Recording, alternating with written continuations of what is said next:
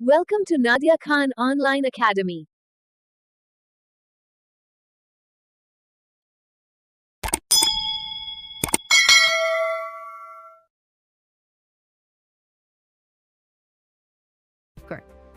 First of all, EDUA 631 is a practical project course. I'll show you how to choose the right topic, Paid project handling. Verified, accurate, and on time. बिस्मिल्लाहिर्रहमानिर्रहीम।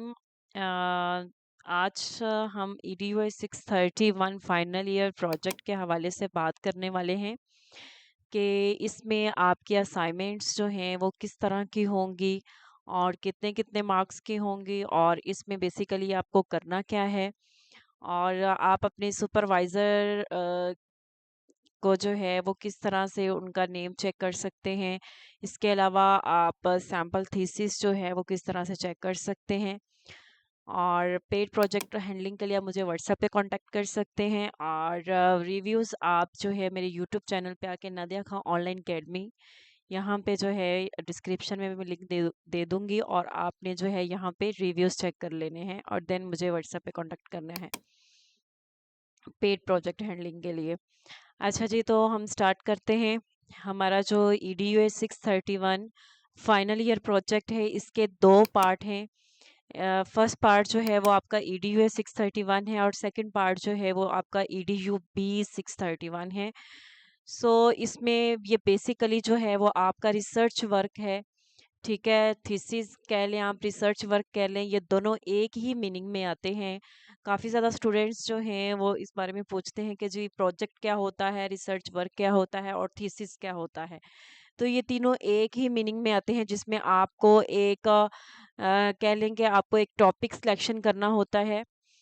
Education field में जो है वो आप topic selection कर सकते हैं, ठीक है? एजुकेशन फील्ड में एज़ लाइक टीचिंग प्रैक्टिस है या कोई भी क्लासरूम मैनेजमेंट है, उससे रेलेवेंट जो है आप कोई भी अपना टॉपिक जो है वो सिलेक्ट कर सकते हैं अपने एरिया ऑफ इंटरेस्ट के अकॉर्डिंगली, ठीक है?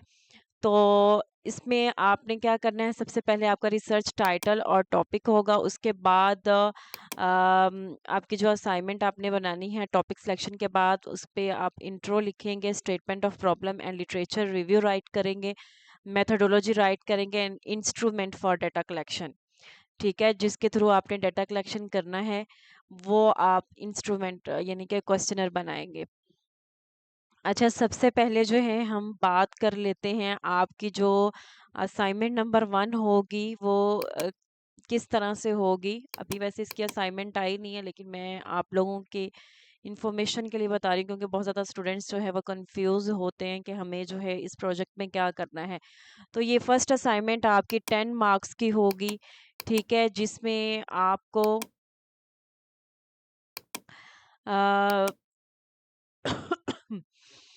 टॉपिक सिलेक्शन करनी है और इसमें आप क्या कर सकते हैं,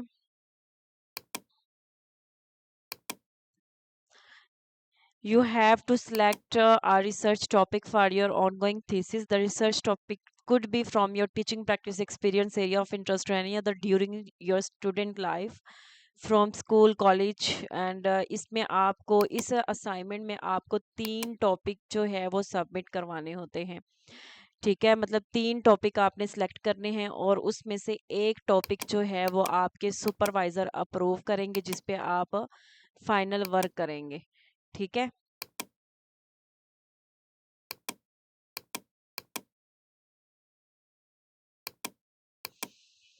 और उसके बाद जो है आपने जो टॉपिक सिलेक्शन करनी है वो आपने कुछ बातों को अपने माइंड में रखना है।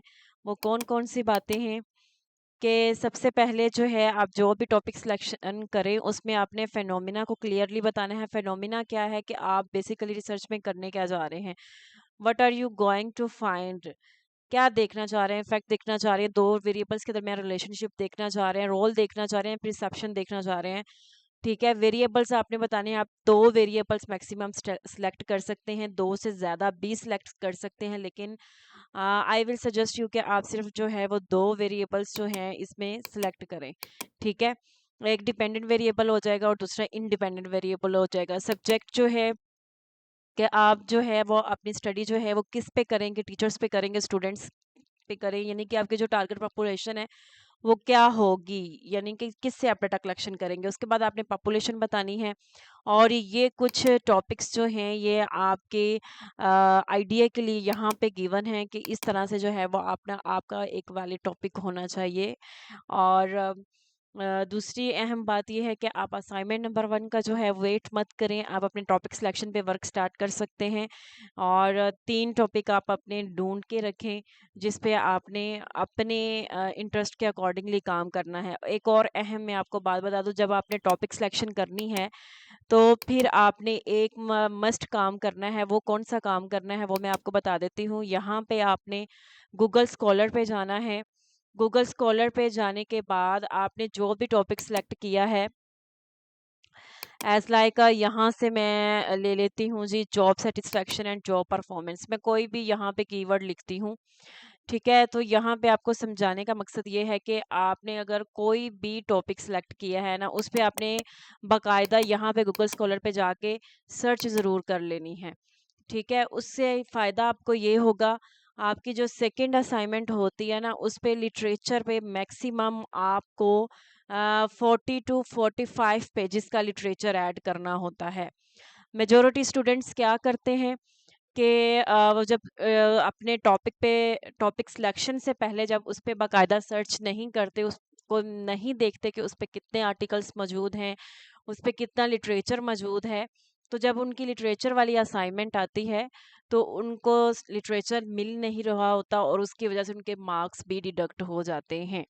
तो ये प्रॉब्लम जो है ये काफ़ी ज़्यादा स्टूडेंट्स को आती है, इसलिए जो है आपने ये काम ज़रूर करना है। कोई भी जो भी आपने तीनों टॉपिक्स जो सिलेक्ट किए हैं उन तीनों टॉपिक पे आपने गूगल स्कॉलर पे जाके यहाँ पे अपना चाहे तो आप अपने कीवर्ड लिख लें, वेरिएबल्स लिख लें, या कंप्लीट टॉपिक लिख के सर्च करें, उस पे देखेंगे कि कितने आर्टिकल्स हैं, ठीक है। मैक्सिमम 7 टू 8 आर्टिकल्स या 10 आर्टिकल्स आपके पास एक टॉपिक पे मौजूद होने चाहिए। अच्छा जी, उसके बाद आपकी जो असाइनमेंट नंबर 2 आएगी, वो आपकी असाइनमेंट नंबर 2 जो है 50 मार्क्स की हो सकती है। लास्ट टाइम ये 50 मार्क्स की थी। इसमें आपको मैं एक बात क्लियर कर दूं कि इसमें आपको वो introduction, research objectives and literature, इस पे अलग असाइनमेंट दे सकते हैं और इस पे अलग असाइनमेंट दे सकते हैं। ये डिपार्टमेंट की मर्जी पे डिपेंड करता है, ठीक है। तो इसमें आपने प्रिपेयर रहना है। आपने जो भी टॉपिक सेलेक्ट किया है, जो भी आपका टॉपिक अप्रूव्ड हुआ होगा ना, उस पे आपने जो है अपनी असाइनमेंट नंबर 2 पे वर्क करना है। एक और अहम मैं आपको बात बता दूं, आपने इसको माइंड में रखना है, जब आपने असाइनमेंट प्रिपेयर करनी है तो आपने मार्क्स को बिल्कुल भी नहीं देखना, क्योंकि आपकी ये रिसर्च है। आपने अगर आप जितना अच्छा आप रिसर्च वर्क करेंगे, जितनी ज़्यादा डिटेल ऐड करेंगे according to requirement assignment instructions, उतने ही आपके अच्छे मार्क्स आपको मिलेंगे। अगर आप मार्क्स को देखते हुए वर्क करेंगे तो आप अच्छा काम नहीं कर सकते, ठीक है। सो आपने अपनी रिक्वायरमेंट को देखना है, असाइनमेंट की इंस्ट्रक्शंस को देखना है, देन आपने अपनी असाइनमेंट प्रिपेयर करनी है।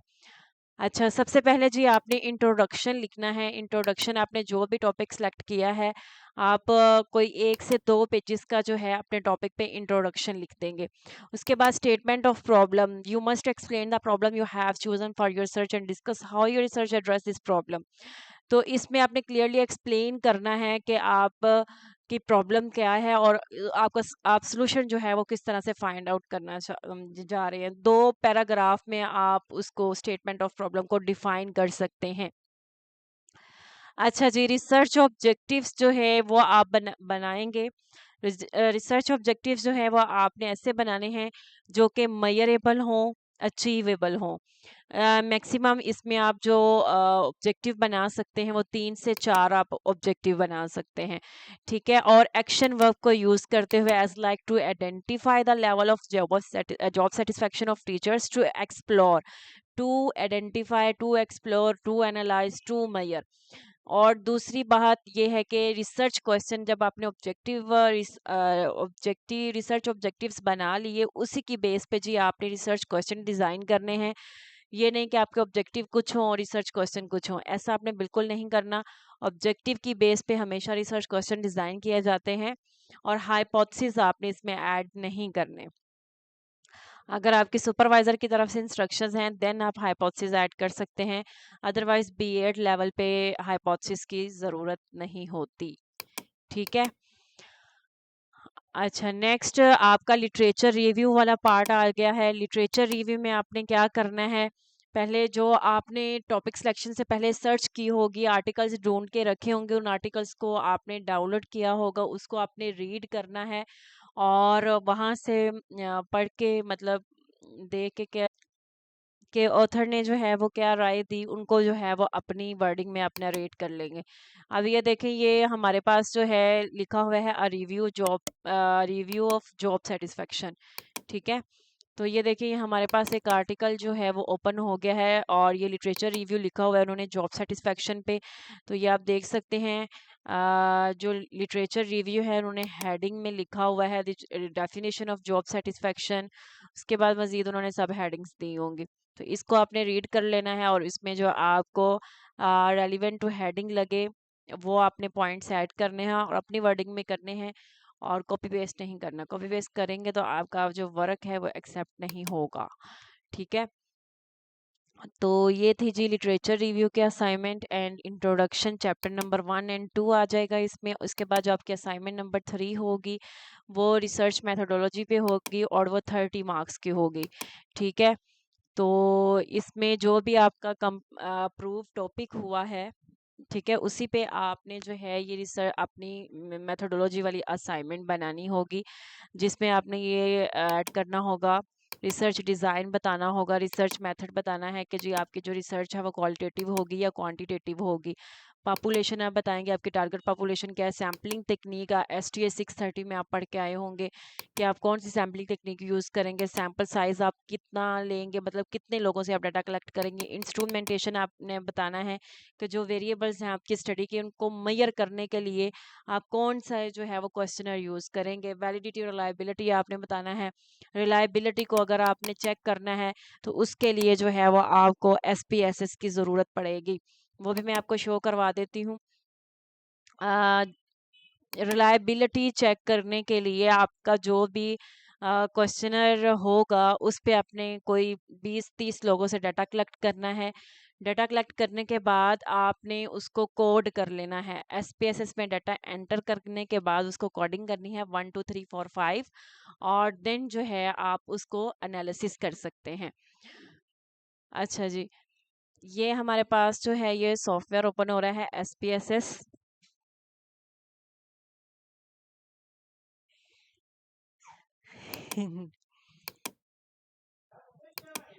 हाँ जी, हाँ जी। तो ये आप देख सकते हैं कि हमारे पास जो है वो SPSS सॉफ्टवेयर जो है वो ओपन हो चुका है। इसमें जब आपने डाटा कलेक्ट कर लेना है तो यहाँ पे आपने अपना डाटा एंट्री करनी है। वेरिएबल व्यू में जाके यहाँ पे आप डाटा एंट्री करेंगे। डाटा एंट्री करने के बाद जो आपने 20-30 लोगों का डाटा एंटर करने के बाद यहाँ पे आप एनालाइज में चले जाएंगे और यहाँ पे आप स्केल में जाके रिलायबिलिटी एनालिसिस पे आप क्लिक करेंगे। तो इस तरह से जो है वो आप रिलायबिलिटी चेक कर सकते हैं। अगर आपकी वैल्यू 0.7 से अबव आती है, 7 8 7 9 से अबव आती है या 7 8 या 7 9 आती है, देन जो है इट्स मीन कि आपका जो स्केल है रिलायबल है। ठीक है। और आप उसको रिसर्च में यूज़ कर सकते हैं। ठीक है। तो ये था प्रोसेस रिलायबिलिटी चेक करने का, कि आपने किस तरह से जो है वो रिलायबिलिटी चेक करनी है। तो ये थी आपकी असाइनमेंट नंबर 3। इसी तरह से जो असाइनमेंट नंबर 4 होगी उसमें अपना रिसर्च इंस्ट्रूमेंट आप सबमिट करवाएंगे जिसकी आपने रिलायबिलिटी वगैरह चेक की होगी। ठीक है। तो ये 10 मार्क्स की आपको असाइनमेंट आएगी और इसमें आपने गूगल फॉर्म भी क्रिएट करना होगा, क्वेश्चनर को कोड भी करना होगा और SPSS का मैंने आपको ऑलरेडी बता दिया शॉर्टली। ठीक है। तो वो अब मैं आपको बता देती हूँ कि आपने जो है अपने सुपरवाइज़र को कैसे चेक करना है। यहाँ पे जब आप अपने LMS पे आएंगे तो ये कोर्स इन्फॉर्मेशन में लिखा होगा। ठीक है। कोर्स इन्फॉर्मेशन पे यहाँ पे जो है आपके सुपरवाइज़र का मेल आईडी गिवन है। इसी तरह से डाउनलोड फाइल्स में आप जाएंगे और सैम्पल थीसिस पे क्लिक करेंगे। यहाँ पे आप अपना सैम्पल जो है सैम्पल थीसिस डाउनलोड करके यहाँ पे चेक कर सकते हैं कि आपने इस तरह से जो है वो अपना चैप्टर नंबर 1 से लेके चैप्टर नंबर 3 तक आप बनाएंगे।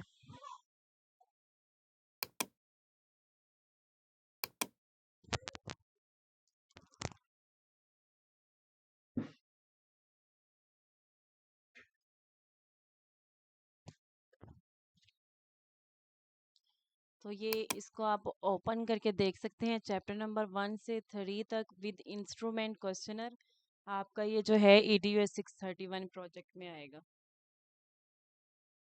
इसके अलावा अगर आपका कोई क्वेश्चन आप कमेंट करके पूछ सकते हैं, और पेड प्रोजेक्ट के लिए मुझे व्हाट्सएप पे कांटेक्ट कर सकते हैं। Thank you and good luck.